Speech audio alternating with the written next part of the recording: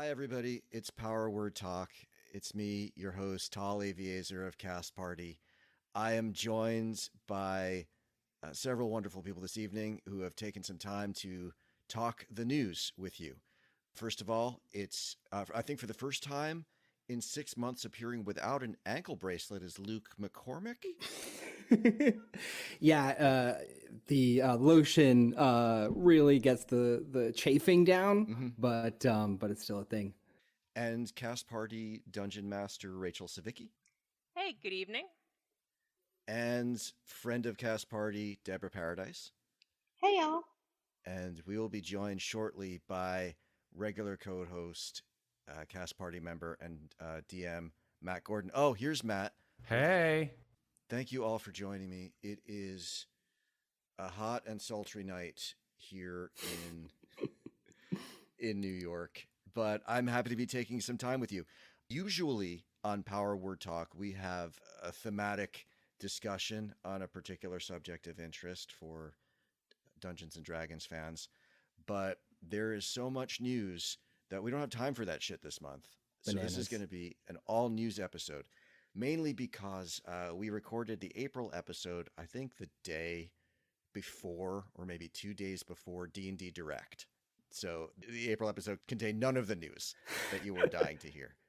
So it's all going to get shoved into this episode. And Matt has gone away. So Luke, that means that you have to do the jingle to take us into the news so that the audience knows that the news segment has started. Here I go. D&D news. Brilliant. We're now inside the news, and we're going to get started with a very recent piece of news, which is that Monsters of the Multiverse has gotten a solo release. Now, Luke, as a member of the sort of a white-collar criminal, member of the 1%, has had this book for a while because he got it as part of that 3-book collector's kit. Exactly. That gold leaf copy. Right. Yeah, I mean, I only got it because I hadn't already bought Xanathar's or Tasha's, and it just made sense to sort of put it all together. Totally, so yeah. It's sneak peek. A great buy if you didn't have either of those earlier books. That is a great way to get them. In conjunction with this book, Monsters of the Multiverse getting a solo release, Volo's Guide to Monsters and Mordenkainen's Tome of Foes have both been delisted on DNDBeyond. So those 2 books are no longer available for purchase on DNDBeyond. If you already owned them on DNDBeyond, they remain in your library and you can still access that content. But it is the first example of an official Wizards of the Coast publication being taken down from the D&D Beyond marketplace. The books still seem to be in print. There's been nothing from Wizards about the physical publication of those 2 books starting. If they are taken out of print, they would be the first 2 5th edition books to ever be taken out of print by Wizards of the Coast in the entire, I believe, 9-year run of 5th edition that we're at this point. As far as what's in Monsters of the Multiverse, we can confirm that the only 100% new monster that has never previously appeared anywhere is the Dolphin Delighter. Yay. See, I told you. Having said that, yes, you did. Not every monster from Volo's and Mordenkainen's Tome of Foes made it into this book. I have noticed that all of the variant orc types from Volo's are missing, like the orc Eye of Grumsh, etc. I'm not sure if anybody else has noticed anything else that didn't carry over, like any other monsters that appeared in the earlier books that didn't get reprints here, but I know there were like 6 or 7 orcs that didn't. And I think the reason that they did not is because basically the lore that was in Volo's that talked about how all orcs are essentially they belong to Grumsh, the evil god, as a race, and they're sort of therefore inherently evil. That has been expurgated from Monsters of the Multiverse. And since all of those orc types were very like the Eye of Luthic, the Hand of Grumsh, like they were all very specifically tied to that lore, I guess it makes sense to not repeat all that, since you're you're trying to create creatures that are not specific to Forgotten Realms or any one particular setting, but are setting agnostic. So in some settings, maybe there isn't anything inherently evil about orcs, and orcs are not associated with Grumsh. So there's no way in a setting agnostic book that you should have versions of orcs that are like that. There was a lot of dismay in the hype leading up to this book that monsters no longer had any spells, that all the spells have been replaced by spell-like abilities, which might be considered a problem because, unlike spells, those abilities can't be counterspelled. But in reviewing it, it seems like plenty of monsters do still have spells. Lots of them do. The spell lists do seem to be pared down to just a few spells, probably the ones that like the creature is most likely to actually use. And I think that's mainly to do with just sort of cutting down on the admin of running monsters in combat. Yeah, I mean, honestly, as a DM, I really, really appreciate that. I will like overlook spells all the time, and it's just nice when there are sort of fewer to operate with. I just think, and you can always, homebrew your own if you think a certain creature should have a certain ability. Like that's always on the table, but the fewer options, it gives you more direction. Like the constraints breed clarity in terms of how to run the monster effectively. Yeah. I tend to agree. Sorry, go ahead. Yeah, I also think that a lot of the monsters that, in general have been written for 5e prior to this, they tend to give them a lot of spells that just are very unlikely to ever come up. And so having it streamlined is actually something that I think is going to be really helpful as a GM to just be able to look and say, okay, these are the couple of things that I actually need to know to run this monster. Yeah, and I think as a DM, if for some plot reason you know that in advance that your monster's going to need to have, say, a non-detection spell or a purify food and water for a certain reason, like odds are that's something that you're going to have planned well in advance and not just be deciding to cast purify food and water on the spur of the moment and looking at the stat block and seeing it's not there. Like there's probably a specific reason why some of those odder spells might be in use. So I have to address the inevitable elephant in the room, which I know comes as part of this change, which is that many of these spells, which were indeed spells that took up spell slots, which you no longer have to worry about, yay for DMs who hate to track spell slots for monsters, let alone your players, but they turn into abilities, which are no longer spells, which means you can't counterspell them.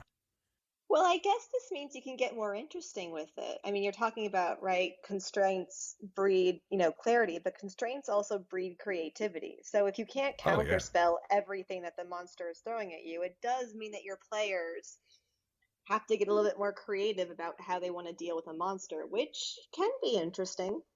Sure. I'm mainly just sort of going into it about the usefulness of taking counterspell, a third level spell, which many spellcasting classes utilize quite regularly. I guess I want to throw that out to everybody. Like, how much of a thing is counterspell in your games? I think it really depends on how experienced the players are.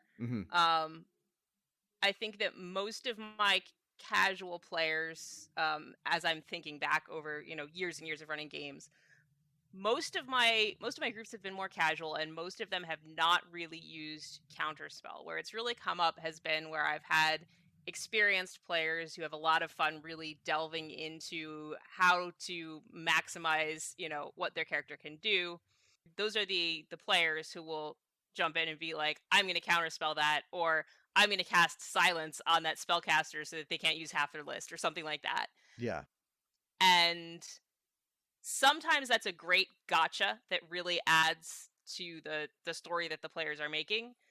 But if not everybody is on board with that, like if not everybody's on the same level, it can also be something that really kind of, takes away from the story as it's developing, because it makes what should have been a huge fight into just, that one gotcha moment. So I'm a little mixed on whether I actually like counterspell or not, but yeah.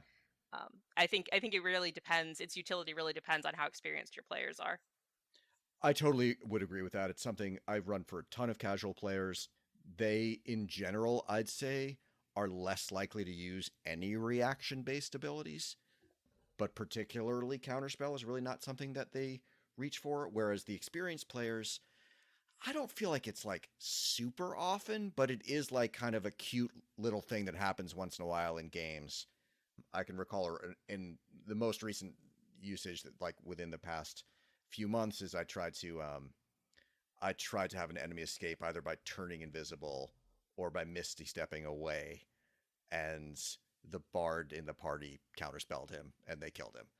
And it was, I wasn't heartbroken. It was like a neat little thing that they did, but I wouldn't say it's something that comes up every session or even every other session. Like I just don't see it that much that I feel like it's a crisis not to be able to do it in this way. But I guess for some people it is upsetting.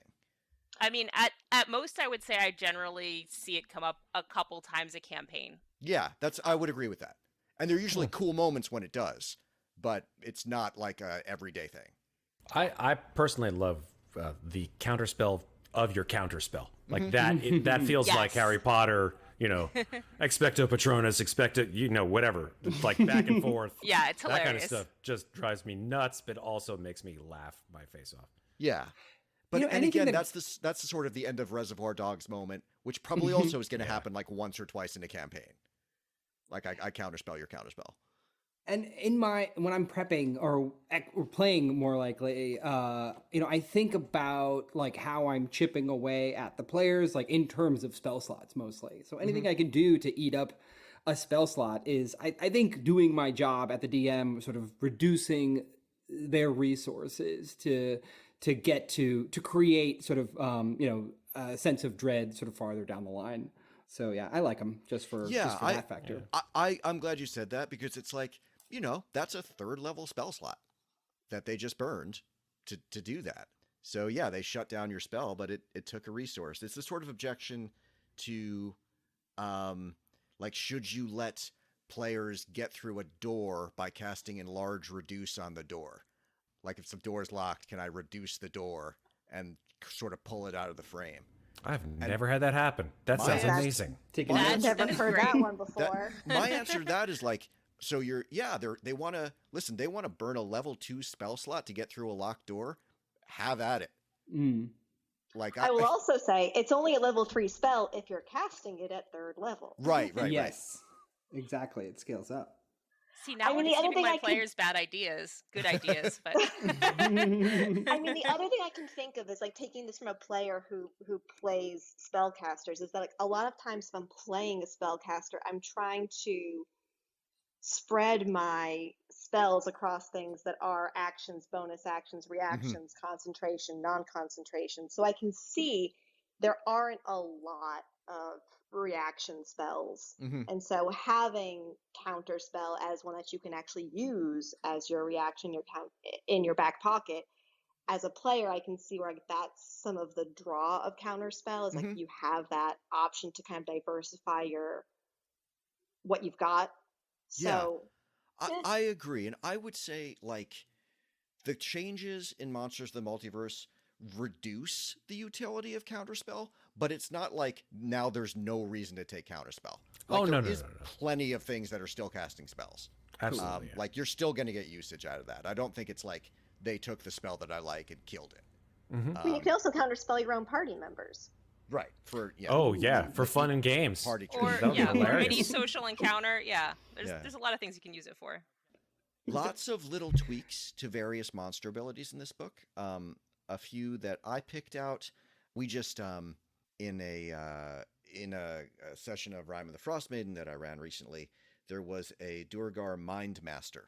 And the Duergar Mind Master has reduce. Most Duergar can get big. The Duergar Mind Master can shrink tiny, which they can now do as a bonus action, which probably would have saved the Duergar Mind Master that I ran recently, because he used his action to shrink tiny and then got swatted before he could do anything else. So that's kind of nice that they can do that now and then say get away or do something else useful. There's the Duergar Hammerer. So some wonky mechanics that were sort of weird one-off mechanics. The Duergar Hammerer had a very unusual mechanic previously where the player could choose to target. The Duergar Hammerer is this like kind of like Ripley in the loader suit in Aliens, but it's a Durgar like piloting this mech, and it had this weird mechanic where the player could choose to target the Durgar pilot or the armor, which is like a very unusual, almost like a kind of called shot mechanic that doesn't really tend to exist in 5e. So they basically just took that away. They're like, we don't want the Durgar hammer to be the one creature where you're making called shots on it. So there's lots of little mechanical adjustments like that throughout. I thought most of them are pretty sensible. On the player-facing side, lots of updates to the player races. I guess, first and foremost, the idea of sub-races seems to be going away. One interesting thing about this book is maybe it's sort of a preview of the new core rule books that we're going to get in 2024. They're saying it's still 5e, maybe it's 5.5, it's the anniversary 5th edition, but there are going to be some changes. Not a completely new edition, but it seems like some of the mechanics will be headed in the direction of this book. So Durgar are no longer a sub-race of dwarf. They're just Durgar. Sea elves are no longer a sub-race of elf. They are sea elves. They just have their own entry. Creatures like that just have little notes attached to them that say, like, one line, this creature is an elf in cases where it matters whether a creature is an elf. Any thoughts about that change? Is that the same for Durgar? Or yeah, no? Durgar just says this creature is a dwarf in cases where it matters if this creature is a dwarf. Same thing for like Eladrin. It's like one little line, like, oh, by the way, this is also an elf. I don't necessarily know if that really matters then, except to sort of further striate the potential choices that you get to make on D&D Beyond. Like they're probably like how many races can you pick now on D&D Beyond? Yeah, I'm looking. So many. Yeah, there's so many. Particularly if you did own Volo's and Mordenkainen's Tome of Foes, because those are now all have separate entries that they're called Legacy. Oh my gosh! Right. Okay. Think about the new player who is, gets the link from his friend to like do their first one shot and then sees, 47 different sort of race options and gets like overwhelmed very quickly. I think that's a legit issue. I do think fourth edition had this issue. Honestly, it really spread super fast with all kinds of things that you could be. Almost a full decade into 5e now. Yeah, and I do think this is some bloat, and I do think that this could be overwhelming for new players. Mm-hmm. Well, the other thing I can kind of think about, and I think this is also kind of brought up in the new issue of the book, is that when you're choosing when these traits for these races come in. So for example, with the Aasimar, right? So if you're not like choosing which quote unquote legacy you are, if you're fallen or whatever, there's two kind of things with that. One, it's a question of if I'm creating this character at first level, am I just kind of not thinking about what that's going to look like until I get there? Mm-hmm. Or two, is it, and I suck at this because I am not a video game player, it's like action trees or choice trees where like you're starting to like kind of go down a narrower path where after a while, like it looks like really nice at the beginning, but then you kind of pigeonholed yourself and you don't know how to kind of get out of it. Yeah, and I think 5th edition did a good job of avoiding that, right? Like sort of like you didn't have to worry about trap choices as much, which you certainly had to in 3rd edition. 3rd edition was notorious for, oh fuck, I didn't take this feat 5 levels ago, and now I have this, messed up character. And I think that a lot of the rule changes in Tasha's were nice because they basically added things like if you made a choice you don't like, when you go up a level, you can back out of it. Switch your cantrip, switch your fighting style. Like you're not stuck permanently with this thing you don't like very much. Right. Also from Tasha's, I believe, the sort of inherent racial abilities, they're sort of very specific handling about like, hey, these aren't necessarily the ones you have to take for your character. You can choose different sort of starting attribute increases, for example. Oh my God, that was my favorite part of Tasha's. Yeah, kind of also Yeah. talking about the fact that with, kind of backing out, getting rid of alignments of creatures and saying, we're not inherently backing these creatures into evil categories or, Mhm. a lot of what was, racially motivated undertones to a lot of that text. I mean, it freed people up to say, like, hey, I want to have an orc, but I want to be really graceful and I want to be really charismatic because that's the kind of person that I want to play, and I can do that now. Yes. Yeah. Yeah. And it hurts nothing. You lose nothing by allowing people to make that choice. Definitely. So like the race is no longer being organized under sort of dwarf and then sub-dwarf. I think also is a step in that direction. But like here are all of the options, in arrayed for you, and then you pick one and then you sort of build from there. It doesn't necessarily have to be tied to a taxonomy in the same way that it might have before. That was sort of the norm. Yes, I will say though, and granted, not everybody is like a pro DM, maniac like me that I do own everything on D&D Beyond. So when I look at the race thing, but I just did a quick count up, and when I click the races button and I get to select a race for a new character that I'm making on D&D Beyond, I have 78 options. Oh my wow. God. I'm not exaggerating, 78. And I do think that can be very paralyzing for a new player. Like, that's ridiculous. I think that's where the DM has to, if you have a new player, the DM has to kind of step in and say, hey, this is the setting or this is the campaign that we're using. Here are some suggested ideas of races that, might make sense for you as a first-time player or for this campaign setting, just so that someone doesn't come in with, again, 78 choices and have that, paralyzation of like, I'm stuck on the first page of character creation. Yep. Right? Yeah, but that also assumes a experienced DM guiding new players. God forbid you just, you're a 12-year-old who just bought... drew the short straw. Yeah, who just like, you're the DM, and it's also your first time. If you have, I feel like this used to be a more accessible game for a group that was all first timers.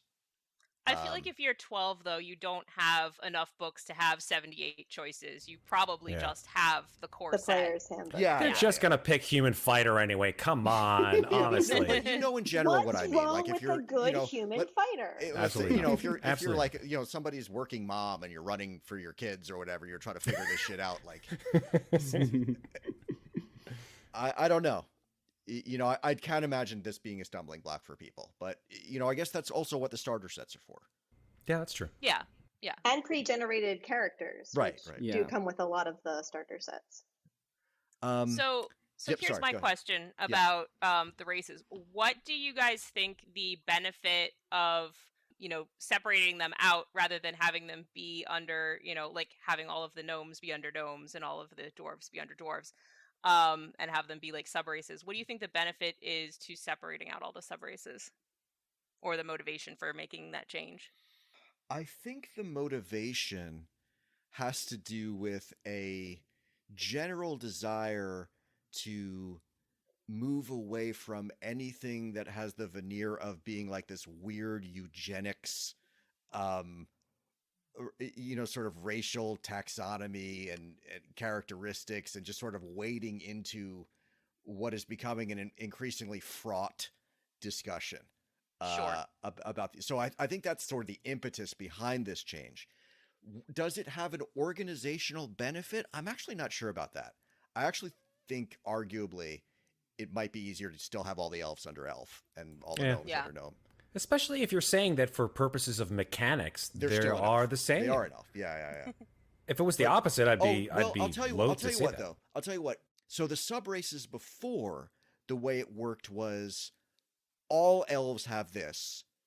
Right. Your additional sub race of elf has these different things. Right. So they're now changing them enough fundamentally that like there's no longer that standard set of shit that all elves get and all dwarves get. Yeah. So I think mechanically that might be the reason for the change. They're not like, for example, the Shadarkai and the Eladrin, they are missing some of those basic, like, all elves have this thing. Okay. So Well, it's the just like, Eladrin never really felt like elves to begin with, so the fact that they were kind of lumped in the elf category, I always thought was a little weird. Bite your I tongue. disagree, Bite your tongue, but madam. Yeah. so but that might be They the were a mechanical little too explanation. fey for me, all right? Oh, wow. Yeah, I step away from that explanation comment. the mechanical explanation might actually be that they are actually more different than they were before. That's good, though, because, I mean, like, sticking with the Eladrin, like, I love the idea that you had this, like, very fey sort of creature, and the fact that they were also really tied to the elves. I was like, well, am I playing an elf? Am I playing a fey? And, like, where did I want to sort of stick my character in terms of the campaign? Yeah. It confuses the lore, I think, a little bit, because, I mean, although you can make your lore however you'd like, it just kind of, like, makes you scratch your head a little bit about where these particular race choices within the game could lend character to your particular choice as a character, if it is indeed part of it. Yeah, I think they're trying to strike a balance between, and the lore, by the way, is very much pared down from how it originally appeared in the earlier books. You know, every one of these is getting like 3 paragraphs. I think they're basically trying to give you very basic versions of these creatures, because the truth is that WotC's marketing research shows the vast majority of DMs are not using the official settings and are not running the pre-written adventures. They are making up all their own shit, and they just want things to plug into it that don't come too loaded with built-in setting caveats.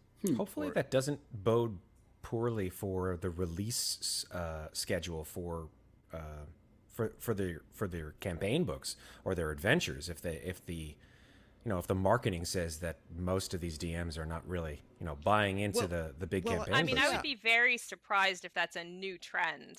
It's not. No, it's not yeah, a new trend. Okay. And in fact, you can see how they've corrected their releases a little bit, because if you remember earlier in 5e, in the life cycle, we would get multiple long campaign books per year. Like, I think Storm King's Thunder and Curse of Strahd came out like the same year. Yeah. And now they've sort of cut it back to, you're pretty much getting one campaign length adventure book a year.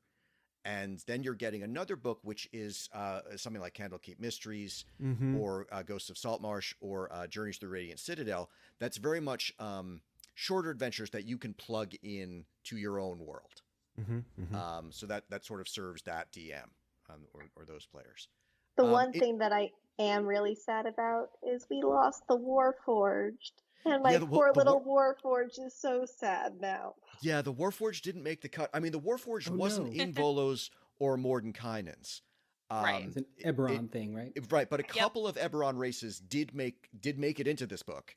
The Shifter and the Changeling are now no longer considered like Eberron specific. They are now for everyone. But interesting. The Warforged... And I thought that the Warforged had so much... There's so much interesting about them, and I know that they're very tied to Eberron, but I thought there were so many interesting ways that people have taken the idea of Warforged and put into different campaigns and settings, that I thought that it had enough crossover to make the cut. I agree, and I would say for like my more casual players that go in and see my 78 races when I do content sharing with them, that is the one that a lot of them that don't know what Eberron is or anything, they're just like, oh, cool robot thing, I want to play that. Like, I have a lot of players that want to play Warforged, that have no familiarity with Eberron, that don't care about it, that doesn't matter to them. They just think that creature's cool. So for that reason, yeah, I would have liked to have seen Warforged included in this book. I can understand why they didn't, if they're trying to focus on things that are setting agnostic, though, because in a high fantasy setting, Warforged really are kind of dissonant with the rest of the setting. Yeah, as cool I would make that. I would, except for with the advent of the Artificer, not having the Warforged and the Artificer in the same kind of realm, kind of always a little bit felt off, because they kind of had that same kind of like alchemical fantasy sci-fi kind of split to them. But I was like, oh, those two could kind of like jive really in a great way. I see what you're saying, but I also think that Artificer can be kind of spun in a couple different directions that can make it a little more in line with most high fantasy settings. Whereas Warforged are inherently like they're robots.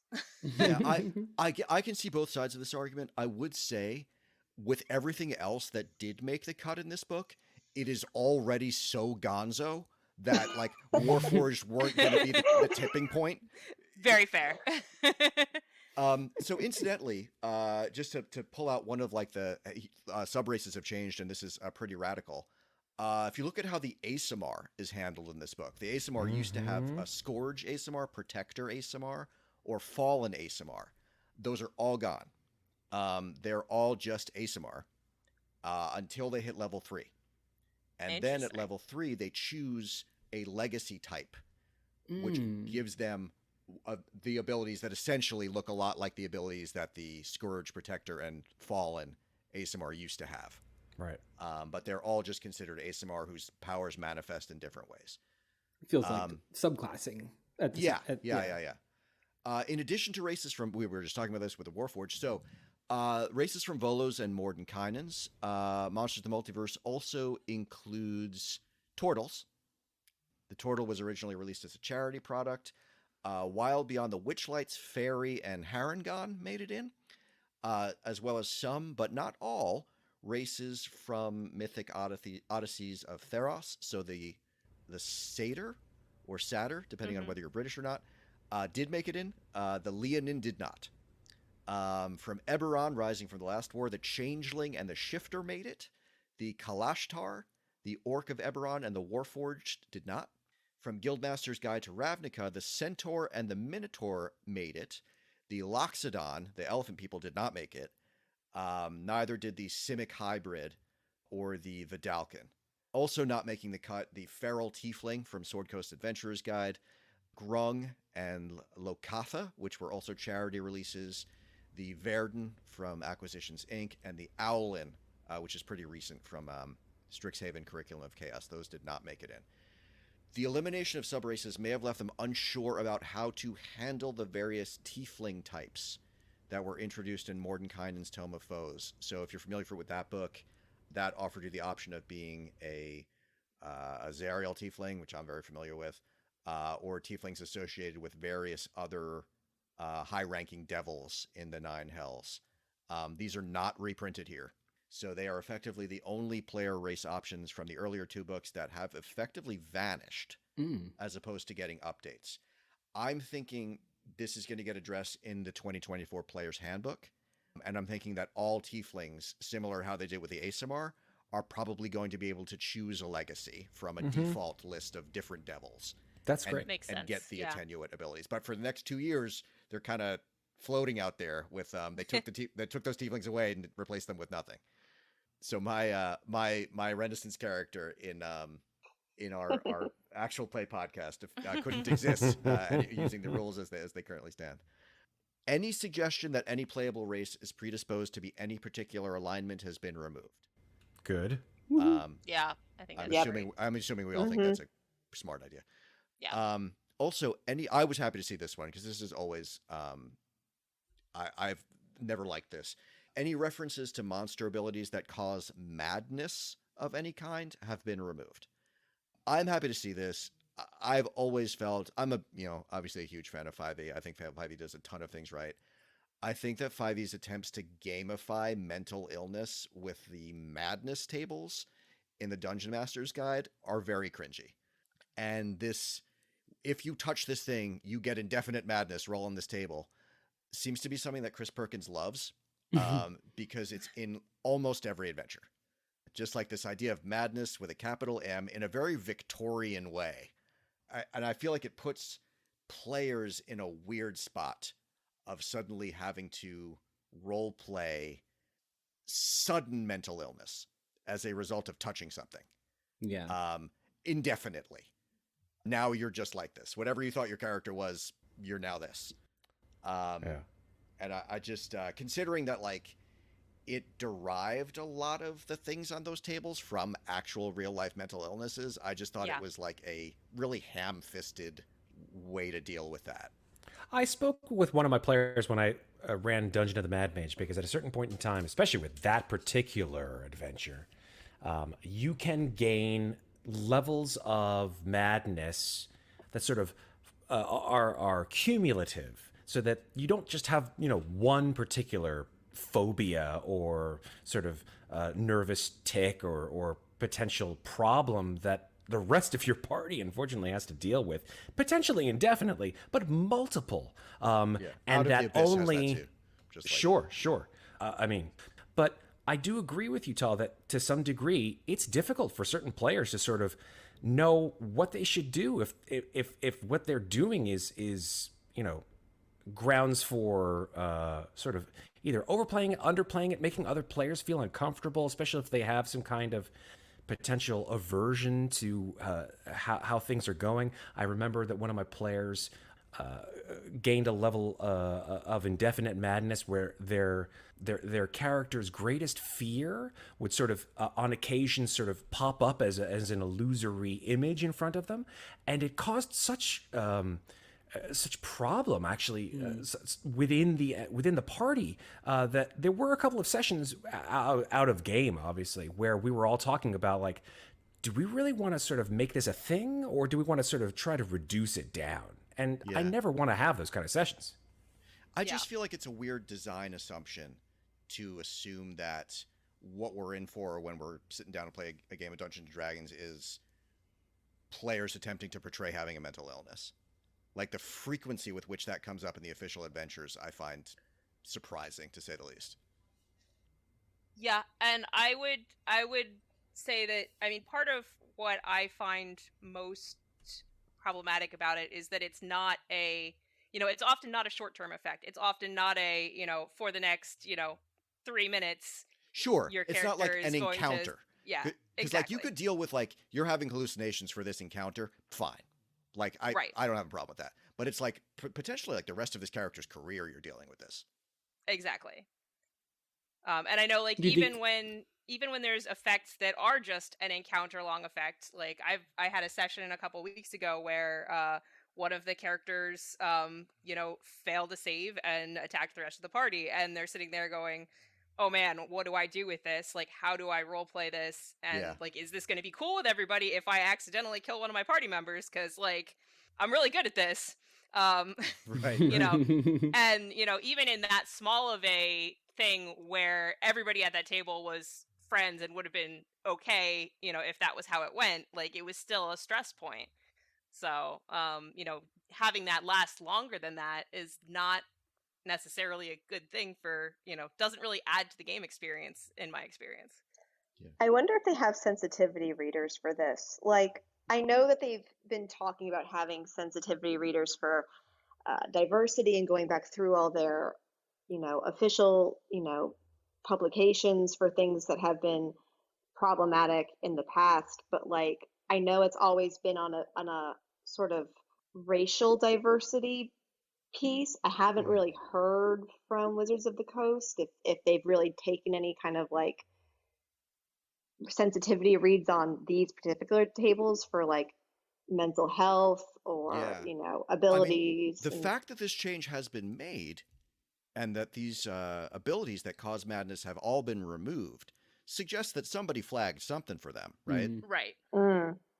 I mean, we're at a point where, like, again, we are like 9 years into this edition, and this is something from the core book. It's so baked into this edition at this point that trying to go back and change it now might be incredibly difficult. But, at least in general, they seem to be doing better with things that, they are using sensitivity readers on as they continue to make new stuff. Yeah. And I think, listen, there's a million different ways to play this game. And I'm also not trying to say, like, if you have this in your game, you're a terrible person. I just sort of think, like, it probably shouldn't be the baseline assumption that this is in the game, because there are, like, so many ways to just encounter this during play that you wouldn't necessarily be at all expecting it to happen. So I'm glad to see them dialing back on that. And I also know, like, there are a lot of fans of Call of Cthulhu. There are a lot of, like, Perkins seems to be, like, a big Lovecraftian devotee. and there are a lot of those themes, and I know it's like it's cool to explore that. I'm getting a little tired of it, but like you read the wrong book and you went crazy and you saw too far into the abyss or whatever. Like that is a theme that he uses a lot, and he sort of wants to do that. But I don't know. I think it bears more careful handling than they have maybe employed up to this point. So long story short, I'm happy to see this change. Anything else on that one? I just think I might use just exhaustion as sort of a proxy for, distress in my characters, and let them, if I wanted to sort of create sort of ongoing pressure, maybe, progressively more difficult checks against their constitution for sort of increasing levels of exhaustion over time, and let them sort of interpret that as they will, as their character. That's a fucking death spiral too. I don't want to open that can of worms. Uh-oh. but exhaustion can be deadly, difficult to deal with. Could you say exhaustion could be exhausting? Yeah. Long story short, like there's like a second level spell that can fix you from being like paralyzed, charmed, like all this shit. It can't stop you from being tired though. Oh man. Like it's just so hard to get rid of exhaustion. That's my main problem with it. But that was a lot of time on Monsters of the Multiverse. There's a lot of news. We got to do more different news. Spelljammer confirmed. Right. So Spelljammer Adventures in Space is coming out. This is it's a slipcase. This is also, Matt, that we now know that the new print format is not, as I predicted, a pack of dogs. It is in fact three hardcover books. It's tucked into a case. Yeah. Yes. The Spelljammer thing is 3 hardcover books shoved into a box. Yeah. That's fair. Yep. They're each 64 pages long, and they are designed to take you to adventures among the astral plane. So, of the 3 books, one of them is called the Astral Adventurer's Guide. That is for players and DMs. That is the campaign setting. That has character options, spells, magic items, deck plans, and descriptions for spelljamming ships, and more. Then there is Boo's Astral Menagerie, which is game statistics and descriptions for over 60 creatures found in wild space and the astral sea, including astral elves, cosmic horrors, lunar and solar dragons, murder comets, and space clowns. Yep, space clowns. And giant space hamsters. And giant space hamsters. And giant space hamsters. I'm so excited. Same.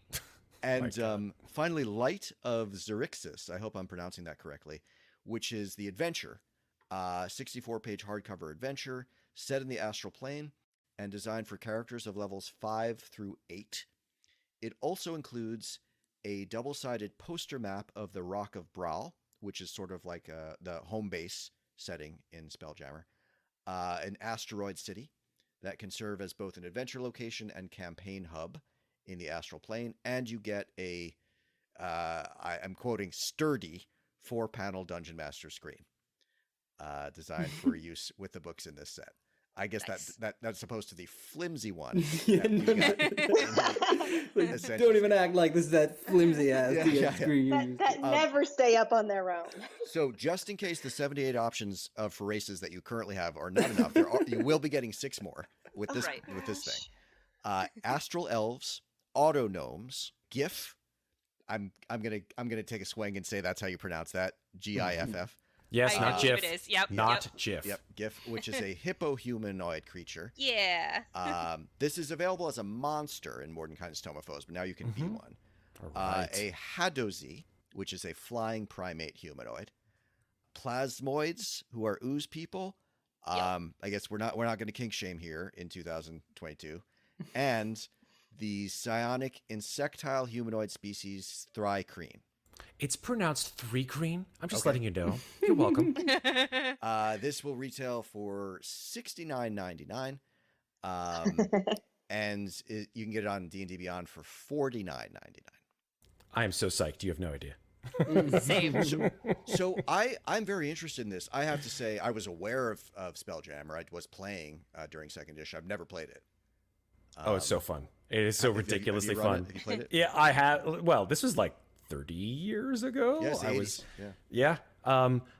It is sort of like your Guardians of the Galaxy, wildest possible, pirate crew mixed with crazy Star Warsy kind of characters plus D&D high fantasy. I can remember times where I was, this is me as a young and very dumb D&D DM, just trying my best to think of like the sci-fi TV shows that I would watch, and somehow or other trying to weave them into this game and failing miserably. This looks much more fun than anything I could ever come up with. Not to mention that you get your own ship. Like you can do all kinds of like you could pilot a what do they have here? I'm looking at the website here. There's a ship that looks like basically a squid. Like there's a squid ship. I'm not talking on Nautiloid. It literally looks like a squid with sails. Yeah, I know. Yep. There's a space And there's whale. a spider. Yeah. Yep. Hey, guys! Did we mention giant space hamsters? Right. I think we did. Yeah. Gnomes, their gnome spelljammers are powered by giant space hamsters running in wheels, I think. Oh, Of course. that's Yes. adorable. Inside of them. Yes. Would you say that like Guardians of the Galaxies is a good tonal analog? I think it can be, certainly. It's either that or, you could take a little Pirates of the Caribbean, toss that in there if you wanted to. If that's not, as you call it, gonzo enough. But just the idea to have an astral dreadnought miniature just lovingly placed in the center of the board and wait for Right? wait to see what happens. That's all I Only have to do. $300. Is the It's astral fine. It's plane fine. a vacuum like space? No, it is No, not. it's not. No, Interesting. it's not space. It's the space between spaces, technically. So everything, all of the outer planes, inner planes, material plane, everything in between all of the different planes of the wheel, if you want to call it that, everything in between is the astral plane. Okay. So it's everything in between. Yeah. Rachel or Deborah, have you ever played Spelljammer? I have never played it. I am familiar with it mostly because it's kind of been a running joke, at least in my local community, of every time something new is hinted at, they're like, "Oh man, is it going to be Spelljammer?" And like that's been the running joke for 10 years. And now it's actually going to be Spelljammer, and everybody's really excited about it. So I've never played it. I am very excited to see what they put out.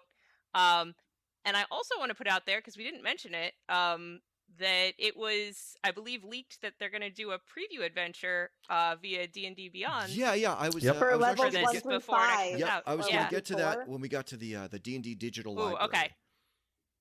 Yes. I will also say I've never played it, but as someone who grew up on Farscape and Star Trek, and this is everything I could possibly want. Yeah, I'm psyched. And if I get to have a character that gets to ride on a giant hamster, that's all I want in my D&D game. Right? Yeah. I want and the Boo, giant hamster and I is want a really giant cute. hamster right next to Yeah. Boo. I want my It's Boo, really my cute. small. I want my small Boo, and then I want a giant Boo right next to it. I feel like they're meeting the fan base where they are with this setting. It's well just because I love to talk about this kind of stuff. It's well worth noting as well that there are two relatively I would say they're well known through other media, but they'll probably come a little bit more to the fore with Spelljammer, and that is the Githyanki and the Mind Flayers, the Illithid. You will see them, I guarantee, Yes. a lot more within Spelljammer adventures than you would in any other sort of setting in general. Yeah. Well, if we're hopping around, I will tell you that they have been highly featured in Spelljammer confirmed Legends of the Multiverse. There you go. It's also worth noting Spelljammer previously did not really use the astral plane. This is the idea that spelljamming takes place in the astral plane is sort of new. In second edition, weirdly, you moved through the Phlogiston, which is this weird, discredited 17th century scientific theory about this, the universe was composed of the four elements, and Phlogiston was would lead to combustion, was sort of present everywhere, and you would travel through the Phlogiston to different celestial spheres, which is sort of like the Elizabethan, like the singing of the spheres. So they sort of like posited that these outdated scientific theories about the structure of the universe from 500, 600 years ago were real, and built out the Spelljammer space that way. I can see like the words are not very sexy, and it's like it doesn't lend itself very well. And I think Astral Plane is a lot easier. And I think they've changed the spell jamming mechanics, because that I remember that would really fuck up the wizard of the party. You'd have to burn all your spell slots to make the ship fly. And then you'd arrive at the adventure site, and the wizard would be like, well, I guess I'm using my sling because I used all my magic to fly the ship. So I'm sure that will not be the way that works anymore. But as you mentioned, we'll segue into the D&D digital library. This is also a thing they launched during D&D Direct. So a Wizards account, either on the Wizards of the Coast website or having a D&D Beyond account also counts as having a digital library account. And they're going to give you free shit. And they started with a monstrous compendium of 10 additional creatures, which is very good, I thought. 10 really cool monsters, very good art, new art for all of them. You can get that now. If you get on D&D Beyond, you just get it as a D&D Beyond product. On the Wizards website, you can get it as a downloadable PDF. The one thing that sticks out at me was the Eldritch Lich, which I think is a really cool monster. Ooh. And in July, we're getting, as mentioned, an introductory adventure for Spelljammer. It's a free prequel. It'll be launched in July. It'll be free for everyone with a Wizards and D&D Beyond account. And I assume that's going to cover levels 1 through 5, so you play that first, and then you play the Light of Xerxes to go from 5 through 8. More new shit, a new starter set, Dragons of Stormwreck Isle. This is a brand new introductory adventure product arriving in August with, I'm quoting, everything you need to play. And the hype copy says digital tools are also included to help everyone get started. I'm assuming that means you're going to get, kind of like with the Essentials kit, they're going to give you a code for the D&D Beyond version of this adventure when you buy the physical box set, and maybe some other digital content along with that. The box itself has a 48-page adventure booklet, 32-page rule book for playing. It only covers characters of levels 1 through 3, so it's a somewhat shorter, I guess, shorter and simpler product than previous starter sets have been. The first starter set covered 1 through 5, and the Essentials kit actually went up to level 6. It includes 5 ready-to-play characters, each with a character sheet, and 6 polyhedral game dice. So this is a somewhat scaled-back product from the Essentials kit. The Essentials kit came with a lot of other bells and whistles, like had a DM screen, had little condition cards and magic item cards and sidekick cards that you could hand out. It had a poster map. This also, with a 32-page rulebook, I'm guessing does not have character creation rules, which the Essentials kit did have, the starter set did not. I think they're going back to just giving you, this is what you need to play. These are the very basic rules. This is some spells. These are some conditions. This is like the bare bones. And here's your 5 pre-gens. I wonder if some of that's handled in like the digital connection. Yeah, could be. Could be. Well. It might be. Yeah. Do we also think this is why Lost Mines became free for everybody on D&D Beyond? Yeah, I think they've got there. Well, I think Lost Mines, which is great. I think that's original starter set, I think, is a great product. I think it was always kind of a loss leader, because it was you could generally get that thing for like $15, and it was a lot of content for $15. And I think they really just saw it as like a gateway drug. And I think it very effectively, like, I don't think it made a lot of money, but I think a lot of people bought it and got into Dungeons and Dragons and ended up buying a lot of other things, which was the intention of that kit. And I think, it's been in market for a long time. I think it's still really good, but ultimately the goal of that thing is not really to like make money off of Lost Mine of Phandelver. It's to get people playing D&D. Mm-hmm. So absolutely, it makes sense to make that one free on D&D Beyond as well. Like, this is, come start playing the game. We guarantee once you play this one, you're going to want to buy all our other shit. And I mean, let's be honest, with a digital product, once they've developed the core content, they have really no cost to, giving it out to everyone. So it's a very good marketing strategy to say we have something good and solid, and it's been out for a while. So if you were going to jump on it and buy it in hard copy, you probably already did. So we may as well just give it to everybody who wants to try it online. Yeah. So Lost Mine is free in perpetuity for anybody who has a D&D Beyond account. Also free until May 27th.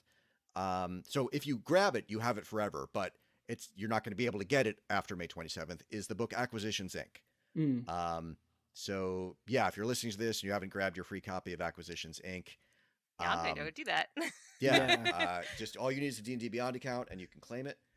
It's definitely it's free. There's no reason not to get it. It's a unique take on D&D. I will say that two of the lead writers on the adventure, more of that book is an adventure than you might think. It's sort of pitched as a setting book, but there's a level 1 through 7 adventure in there. That's a lot of the page count of that book, called Orrery of the Wanderer. And the lead writers on that are Teos Abadia, Sean Merwin, and Scott Fitzgerald Gray, who are all really, really good. Sean Merwin is, I think, the best Adventurers League writer. He's the guy that they usually have write the first adventure of every season of Adventurers League, the one that's 5 mini adventures. And Sean and Teos host a great D&D podcast called Mastering Dungeons, which I can't recommend enough. But check it out. I personally haven't ever played an Ac Inc. game. I don't think I've ever watched a full episode of Acquisitions Inc. So fun. Why not have a free book? Anything else on the digital stuff? Or the new starter set? I guess we kind of covered both of those there. I guess I'm curious about how you guys feel about the only getting up to level 3 in the starter set. I mean, as a player and DM, I always want more, but I can also see how 3 levels is a nice sort of bite-sized commitment that a new player might feel comfortable. I also think about these starter sets and these sort of onboarding adventures as how can I foist my DM responsibility onto any other player in my group? And I that they're making it as easy as possible. Part of me is go to level 4. You kind of cover tier 1. It just sort of seems like it'd be neater. That's sort of I sort of view levels 1 to 4 as the beginner levels. So I sort of feel it's a little weird to stop short of covering level 4 in there. What I think is surprising is the Essentials kit's not that old. To already be coming out with another starter set, I'm a little surprised about. I will say once again, for the first, I think in July, this comes out only in Target. It's not going to be generally available until October everywhere else. Is the starter set going to have the sort of same kind of stat blocks that we're probably going to see in Monsters of the Multiverse in terms of the way it's laid out? That might be part and parcel of it. I'm going to assume it will. I would assume that everything moving forward is going to look like that. Yeah. I mean, that could be just a way of sort of making new players, even ones who are, not even thinking of going into D&D, maybe the next generation, the ones who are, 7, 8, 9, 10-year-olds, whatever, now versus even 2 or 3 years ago, go, oh, so this is the way I should be thinking about how to deal with monsters, or even dungeon masters who go, okay, well, this is how I deal with the mechanics of the game using these kinds of stat blocks now. Yeah. I will also say, in terms of lore and thematically, the adventure in the Essentials kit, which is Dragon of Icespire Peak, really doesn't embrace some of the new ideas about how I agree. It's these are fucking savage orcs that are evil for being evil and exist to be exterminated, and there's a ton of them. So much orc killing in that There's book. a lot of orc killing. So that might be another reason to kind of go in a different direction. I also think it's quite possible that that shit sold really well at Target, and Target was make us another box, because this does seem like Target is paid to have an exclusive here, right? Yeah. We want another box to put on our shelves this summer. Sure. Make another thing. And I mean, the Essentials kit is it was 2019. I just looked it up, so it's it's already 3 years old. Yeah, I guess when you're old like me, that seems really recent. So it was 5 years between the first starter set and the Essential kit, and it's now another 3 years after the Essentials kit. But we know that we're getting a new edition in 2 years, so it's kind of if Yeah. they're gonna do, If if you're they're gonna do gonna one, do you gotta do it another now. one, Yeah. now's the time. Yeah. Yeah, good point. Besides, the Um, pandemic honestly made 3 years feel like 5. Yeah, Oh, it, Exactly. that's so it was true. in the before times. It's fine. I think we all deserve a pandemic era starter set. Yes. Yep. Dragonlance is coming. All right. Dungeons and Dragons: Dragonlance will be releasing in late 2022. We don't have a ton about it. We know that we're getting a hardcover adventure book called Dragonlance: Shadow of the Dragon Queen, and we're also getting a board game that's like a war game for doing large scale battles. We also know that this Shadow of the Dragon Queen adventure is set during the War of the Lance, which is the original, sort of set piece campaign of Dragonlance. That's I believe it's from 1983. I think was the first thing. 1984. 84 with yep. the first modules, and then the novels based on the modules, sort of shortly thereafter. This is not, however, this is not like you're not playing the story of the novel. It's just also taking place during the War of the Lance, and there are some like famous characters that also appear in this adventure, but like you're not doing the classic Dragonlance story, which I think is probably for the best at this point. So I'm very excited about this, because one of the things that they kind of hinted in some of their press releases so far was that you have the adventure and you have the war game, and there's going to be some interfacing between the two, so that like it sounds like you can play the adventure and then like maybe take a break and play some of the conflicts of the war with the war game. That is their new way to play. Yeah, I'm very excited to see that. I actually remember as a kid, like in junior high, that was also the case. There was a War of the Lance board game that you could use to play out the large-scale War of the Lance battles. Oh, see, I missed that. Yeah, it was a separate product from the modules. The modules. It's my feelings about Dragonlance. I think I may have started reading the Dragonlance novels before I actually played Dungeons and Dragons. I honestly can't remember. It was right around the same time, like I was like 10 or something like that. Yeah, I definitely did. I loved those first 6 or so Margaret Weiss and Tracy Hickman novels as a kid. I really, really dug them. I did not think the original modules were any good at all. And having looked at them again recently, I can confirm they weren't. But they were really wonderful fantasy novels. There's some things about them that I don't think would fly today. But I think you could make it work. But I'm sort of the knock on Dragonlance was always good novels, bad adventures. Or that it really wasn't a campaign setting. It was this story. And the reason to play Dragonlance was to sort of just ape the, to play as Tanis and Raistlin and like all those guys, just sort of like go through playing the parts of those characters, doing the story that was told, in a really compelling way in the novels.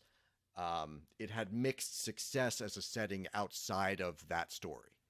Having said that, I think it's super popular with, no one's going to go broke selling Generation X their childhood back to them. Right. So this was an inevitable move, and I think there's no reason why it shouldn't be successful, and there's certainly no reason why you can't make this good. Right. Any other strong emotional Dragonlance thoughts? I'm just glad to see that there are more novels coming out after the kerfuffle that happened. Yes, having said that, they certainly seem to have, they've made it a point that this has nothing to do with them. Sure. It's a different brand, like that's Penguin Books is publishing those. Weiss and Hickman paid some amount of money to be able to publish Dragonlance Classics, which is we're meant to view as a different thing from this adventure and these products that Wizards is pointing out.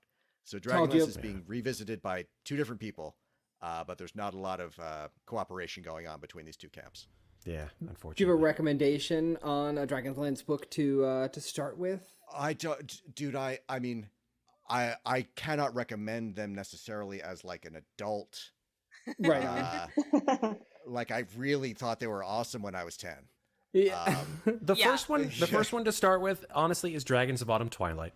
That's the sort of beginning one of the trilogy of the Dragonlance Chronicles trilogy. Take your time, realize the sort of way that it was written back in the 80s and the kind of character tropes that are fallen into. Particularly that book.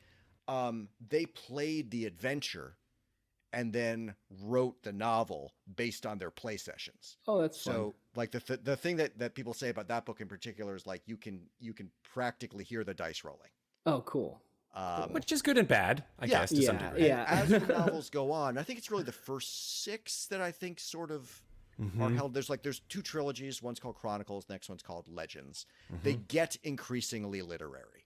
I will say that. Like you can see them sort of leaving behind the idea of this is a party of Dungeons and Dragons players, Dungeons and Dragonsing it, and becoming just more and more. This is a novel.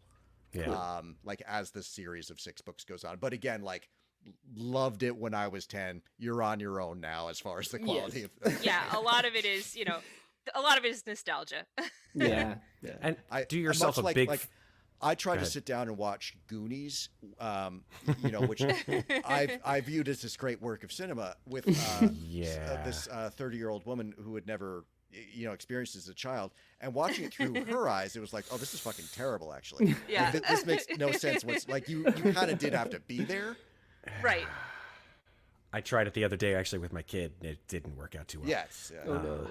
It's fine. Oh, It's boy. fine. I mean, Once it's you got get its- past the first hour, it's It's got got its its moments, but like Yeah. as a whole, it's a fucking mess of a film. There's a weird, dark, angry teen angst thing going on with Raceland. I think a lot of, frankly, boys reading those books identified with, in a way that like you're not meant to. It's another one of those like you watched Fight Club and you got the wrong message.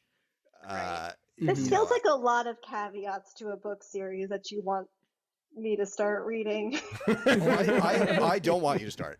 Yeah. Yeah. I Goldmoon's It's cool. It's I like from a- Goldmoon. Goldmoon's It's all not right. going to be. I don't like Gold Moon. I'll tell you why, Matt. Because Oh, it's please. like they're Native Americans, but they're white people. Oh, I see. I never, The it's fun- whole thing. Oh, this is. I'm sorry, we missed the best part. Yeah. The whole thing is an analogy for the Mormons. What? What? Yeah, the discs. Sorry, of, rewind? What? yeah. Oh Yeah. no, the Yeah. discs of Mishakal. Like it's like a 1-to-1. Like they found the discs that like God made. The tribes people found them, but like the Joseph Smith character, who's Elistan, has to like come and set everybody straight. Like it's a complete allegory for Mormonism, which Tracy. I mean, I'm not saying it's like horrible or that it's not like I didn't realize that proselytizing. Tracy Hickman was a giant Mormon. So. Oh yeah. This might not make the top 5 books for my summer reading list. Yeah, you've just I stomped feel on like my that's a entire solid childhood. choice. Yeah. Thanks so much. Yeah. Amazing. I'd say the only reason to it's not a hard read, needless No, to it's say. not. Right. And it's also just like, okay, now I know what everyone's talking about. Yeah. It won't take you. You probably can read it in like 2 days. It's a good introduction to this setting. Yeah. And it's Yeah. probably one of the good things I can say about it. It's super derivative, though. I'm just like, Oh, be yeah. honest. Like, Oh, oh definitely. my gosh. Well, what is it? Yeah. Okay. Legends of the Multiverse. These are two streaming shows. I just kind of want to hit on this. Legends of the Multiverse is a new streaming series. Huge cast, composed of a lot of the usual suspects. It's been going on for like a month. Mhm. It features Dimension 20 DM Brennan Lee Mulligan, and it's got at various times what seems to be a rotating cast. Abria Iyengar, Deborah Ann Woll, B. Dave Walters, Gina Darling, Megan Kenrick, Todd Kenrick, and guest stars Ginny D, who I think is the woman who dresses up as Jester, Anna Prosser, who is of course on Dice Camera Action, a streamer DJ Knight, I don't know them, voice actor Emmy Montgomery, I don't know them, podcast host Travis McElroy of The Adventure Zone and My Brother and Me, YouTuber Sangwon Cho, also known as ProZD. And at the same time, Critical Role and Dimension 20 have announced a new streaming miniseries, Exandria Unlimited Calamity, more Brendan Lee Mulligan, with players Lou Wilson, Marisha Ray, Luis Carrazzo, Sam Riegel, Abria Iyengar, and Travis Willingham. This one follows 6 distinguished heroes from the Age of Arcanum as they uncover an insidious corruption beneath a city that they have sworn to protect. This is a story where Exandria's greatest minds could not or would not see the truth before it was too late. These mighty protectors will do everything in their power in an attempt to prevent the inevitable, the calamity. They say this one does not require previous knowledge of any other Critical Role campaigns to tune in. Takes place 1,000 years prior to Vox Machina, the first Critical Role campaign. So mainly what I wanted to say about these shows is this first one, it's been going on for a month and has almost like a who's who of like people who are famous that are doing D&D. It's only missing like Joe Manganiello and the Beetle and Grimm guy from Matthew Scream. Lillard. Matthew Lillard, yeah. And then this new Critical Role series. And I guess what I would say about these is like, are you folks watching them? Because I'm sure not. I am. Are you? Oh, Okay. so I will tell you why I'm really excited about both of them, because these are actually two things that I think are very interesting in their own rights. The other thing that I think is really interesting about Legends of the Multiverse is not only is it a rotating cast, it's rotating DMs. Oh, interesting. Which is really nice. So Brandley Mulligan was only there for the first starter sort of part. So Spelljammer confirmed, and he's no longer DMing. From what I can tell. What I like about this in particular is that it's getting a lot of people who I would say are very familiar on the Dungeons and Dragons YouTube and Twitch channels, which this is streaming on, but it's also pulling in a lot of new people or people who are playing in very interesting or different offsets of the community and kind of bringing them all together onto this bigger platform where a lot more people can see them. It's a very diverse group of players and DMs and characters and kind of styles of playing as well as DMing. The other thing I will say about EXU Calamity that I'm very excited about is it's pulling, not only is Brandley Mulligan DMing, and Brandley Mulligan can go very far in the comedic sphere, but very far in the dramatic sphere, which I think is going to be interesting to see. But you're also pulling two brand new players to, I think, a lot of the, actual play streaming groups, which is Lou Wilson, who's played mostly on Dimension 20, who's a phenomenal role player. Like, this is a person who can go to some amazing comedic places, but then also make me like cry, knowing that like he's a person who can make big dramatic choices and pull them off really well. I will also say, if you are a fan of actual play streams and you want to branch out of Dungeons and Dragons, Luis Carrazzo is amazing on LA by Night, playing Nines Rodriguez. And as someone who came in, he said, not really having, played a lot of the video games tremendously, kind of took on a role that was very big in the Vampire the Masquerade, mythos, and ran with it in an amazing way. So these are people who are coming into the sphere who are amazing role players. And I think, especially when we talk about actual play streams, as you're like watching people playing, being able to have people who are sitting in those seats who can make some amazing choices and make them sing on camera, so to speak, is a lot of fun. Also, these groups are also hilarious and are known for going, to the wall in terms of insanity and, hilarity. And when I say making big choices, that can be making big dramatic choices, but also making very big comedic swings, which is always what we want to see in D&D, the comedic and the tragic. Well, thank you for selling me on that. I'm a lot more likely to watch that show now, Exandria Unlimited Calamity. I will say, it starts on Thursday, May 26th, and it is only a 4-episode series, which I think is good. I was disappointed in the previous Exandria Unlimited series because I think it was 8 episodes, and I thought because it was a limited series, it would address some of the pacing problems I have with Critical Role. I know some people love it, and Critical Role is under no threat for me whatsoever. They are obviously perfect because they're having huge success doing what they're doing. But for me personally, 4 hours at a time, sometimes doing not much, I find difficult to stick with. And I was thinking that like the limited 8-episode series, they would be more focused. It would be more dramatic. The stakes would be higher, and stuff would get done every episode. And I found it kind of wasn't like that. It was like a lot of the same. Like this is kind of indulgent. I will say pacing. that Brennan Lee Mulligan, who is the dungeon master or the game master rather for Dimension 20. Dimension 20 is known for shorter, more contained seasons, going from anywhere from 6 to 18 episodes. Known for keeping an eye on pacing, keeping an eye on when, because they build battle sets, so having an idea of like where things are going, right, to a degree. So he's also someone who I think pacing is something that he's very good at. The other thing I will say is that I have a suspicion that this might be a short limited series that sees some players at some higher levels. I know that for a lot of times when we're watching actual play, we're hanging around in the 3 to 6 level for a good chunk of time. My suspicion or hope is that this might actually be, when we're talking about some of the big swingers in this calamity, we might be able to see some higher level that makes gameplay. sense. And Brennan Lee Mulligan is known for saying he does not essentially, address his battle sessions or his encounters towards your level. He balances it towards the world. So if the world is calamity, I can only imagine where he's balancing this for.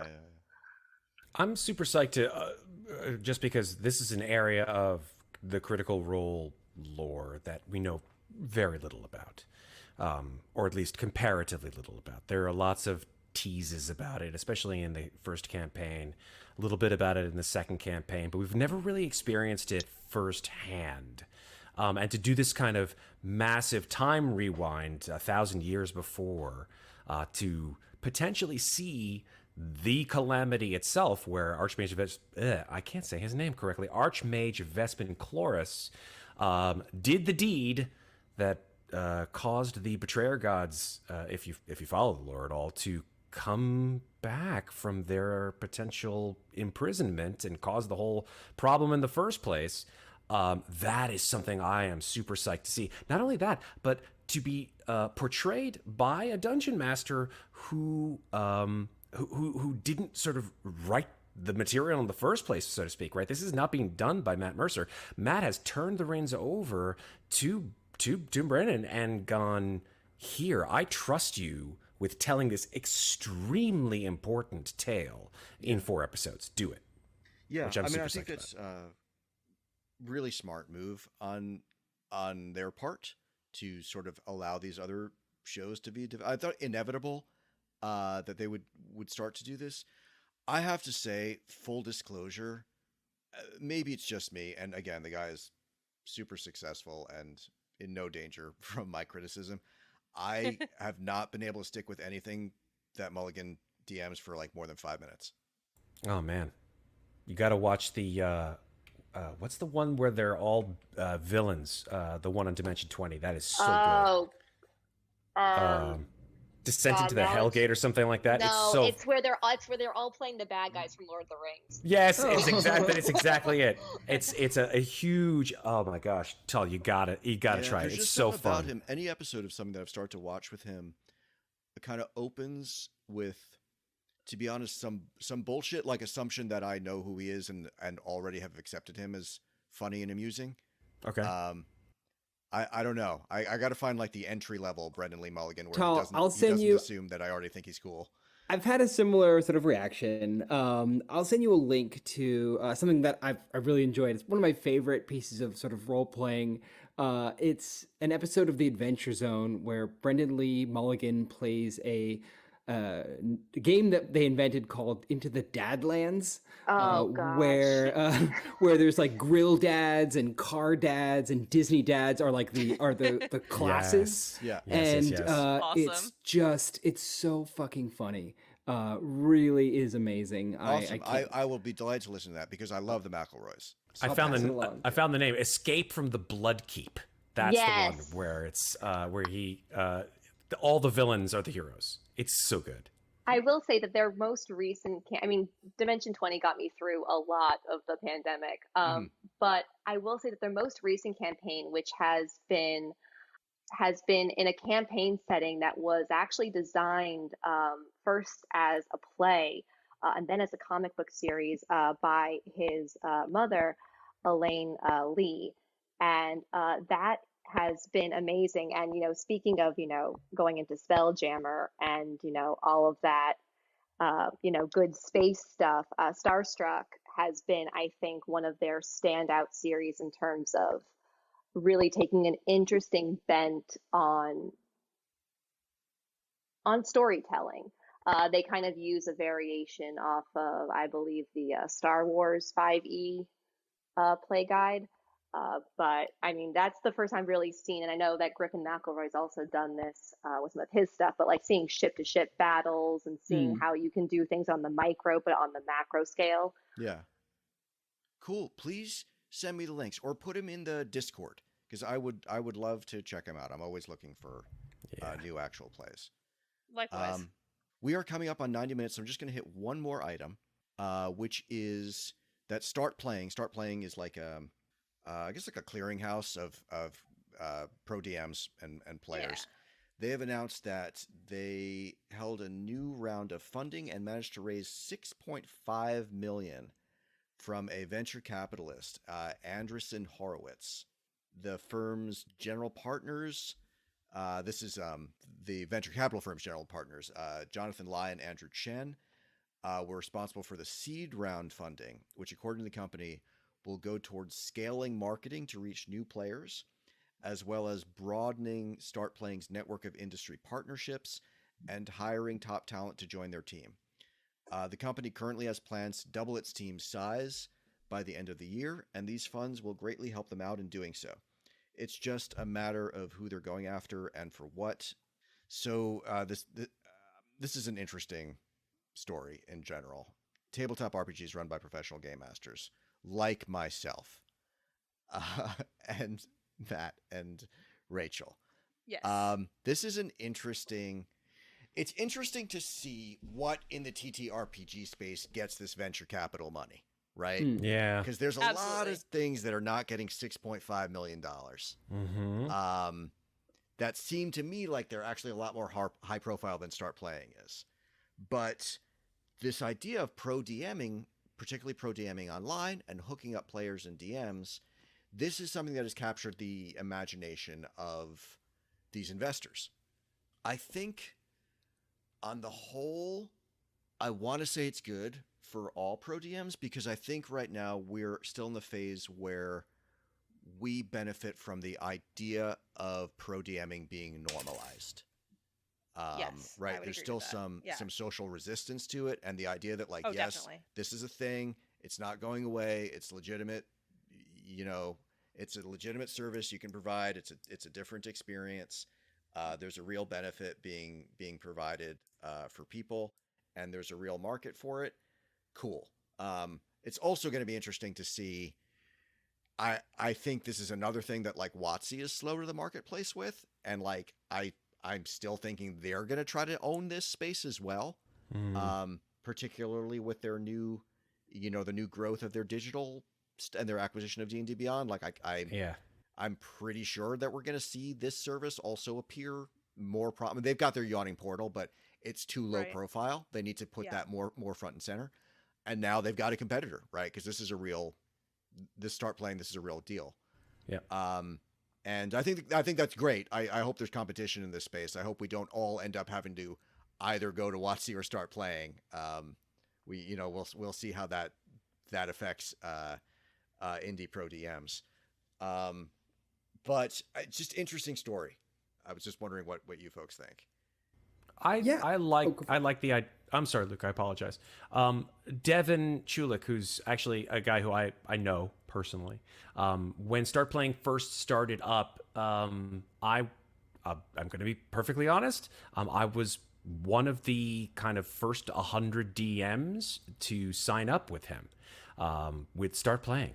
But honestly, he's a really good guy, and he and his partner, who he co-founded the company with, have really great ideas about where to take this particular sort of avenue and what to do with it. And they have been constantly growing constantly trying to seek out new talent for making sure that the games that are utilized on their site are quality, and that the people who are coming to them for games are satisfied with everything that they can get. So that can only bode well. Competition wise, sure, I can see that D&D Beyond and the acquisition by WotC is definitely going to cause some stir, I think, in the marketplace. With a licensing game being played, I can tell, especially if they start to state that, okay, well, if you're going to use D&D Beyond, you have to actually utilize our marketplace in order to schedule the games, and therefore use D&D Beyond with it. That would be a little bit of a dick move, but I can see how they could do it, to be honest. Yeah. I will say, I think the start playing, the general rates are like where they should be. For the, it's like $15 to $25 per player. It used to be much lower. It used to be much lower at the beginning. So I think that's correcting, as I think that's where it should be. I agree. And I hope that WotC doesn't come and be McDonald's. Because WotC, I think WotC will have the ability to sort of set those rates to. They may push the price point down just because people are utilizing their site. Versus Start Playing, if you join their site, it's for free. If you utilize their site, it's for free. Yeah. I'm just saying, DM's got to make a living out of that. Oh yeah, no doubt. I mean, and Andreessen Horowitz is a great VC firm. They're known for connecting the companies within their portfolio. I actually worked for a company that was funded by Andreessen, and they were very hands-on and eager to make introductions and sort of make those connections. And if you look at that's something that it's not really. It's more than just the the investment and the sort of and the additional sort of marketing that they'll be able to do. Hopefully there are some additional synergistic opportunities between sort of other firms. But if you look at their games, I mean, $6.5 million. This is not just some banner ads. Yeah, Right. exactly. And it's also new staff. They're paying for they're expanding their staff and everything. On the other hand, their games fund is $600 million. So this is 1% of their sort of investment in gaming. And so hopefully they get the attention and the resources that they need from their investors, and there's good sort of collaboration there. But obviously optimistic and hopeful for them. Is this a Shark Tank thing? Did Andreessen? I don't know very much about angel investing. Does that mean that they get a percentage of ownership within Start Playing? Exactly. So there's some evaluation that I didn't see in the in any of the press materials, but they own a percentage for that 6.5 million of the company, and they'll be sort of as not all VCs sort of act as sort of an advisor. But what I've seen of sort of AZ is that they will sort of be involved and supportive and collaborative. So hopefully that holds I true. just thought what really struck me about this is this sort of investor going for not for say a Cobalt Press or a Ghostfire Games or an MCDM content creators, but instead going for this pro DM thing. I thought was really striking.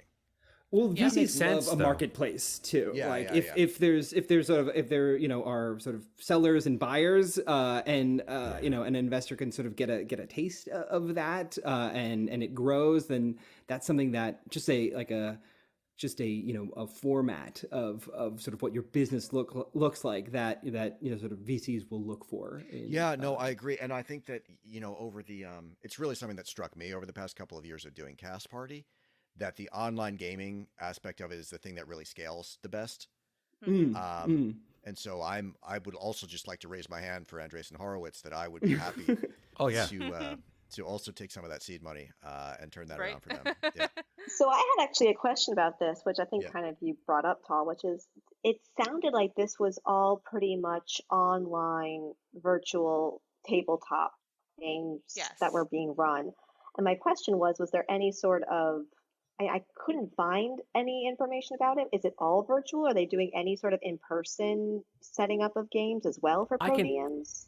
And yes, it is all virtual. I don't believe that they can. Yeah, they can actually. go in I'm person on at the this site point in time. now, and what they're saying is currently all of our games are online, but eventually we will support finding local D&D games and other TTRPGs near you as well. It's basically the exact same thing that Cast Party's trying to do, except that we don't have $6.5 million right now. Right. In the before times.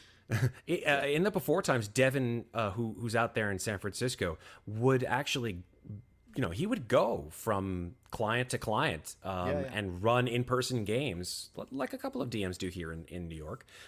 But that's how he got his clout and his client base. And so when his friends sort of came to the fore, he was the first person that they came to and said, "We need a client base to start this platform on. Yeah. Help us out."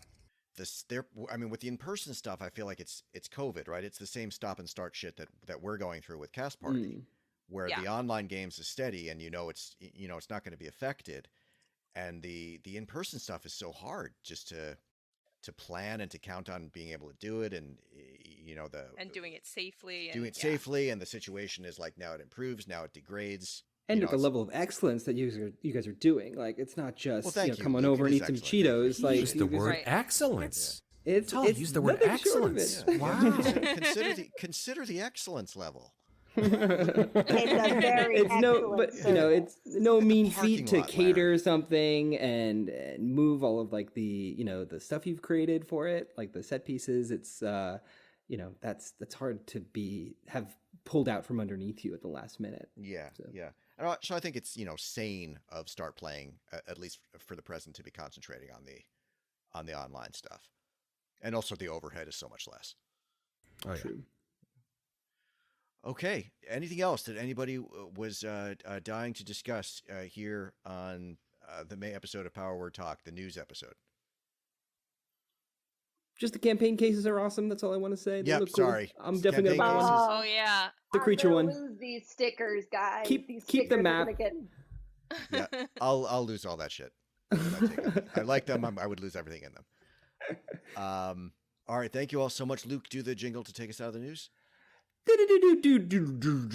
News is over. God damn, Luke. Wow. Yeah, I was like, that was he got two turntables and a microphone. Like, bar whoa. raised. Bar raised. All right, thank you all so much. I really appreciate it. Have a wonderful night, everyone, and we will talk soon. Luke, you can take my job from me now. I'll be back doing that next time. I'll give you a clean one after we hang up, and you can just splice it in. I won't do that. I won't do the post-production. It's always going to be like. Take care. Have a good night. Good night, everybody. Good night, everybody. All right, bye. Thank you.